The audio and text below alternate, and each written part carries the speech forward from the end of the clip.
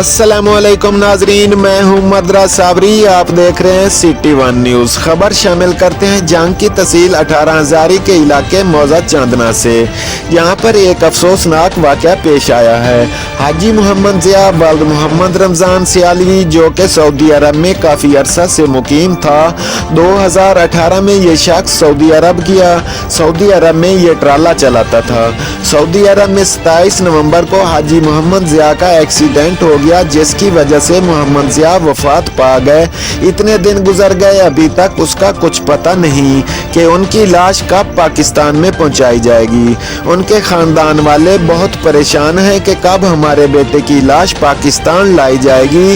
हाजी मोहम्मद जिया की मौत सुनकर पूरा मौजा चांदना सोग में डूबा हुआ है। हाजी मोहम्मद जिया के पूरे खानदान ने हुकूमत पाकिस्तान से पुरजोर अपील की है कि हमारे बेटे की लाश सऊदी अरब से पाकिस्तान लाई जाए। रिपोर्ट कर रहे हैं खसूसी नुमाइंदा फयाज हुसैन साकी, सिटी वन न्यूज 18 हजारी से।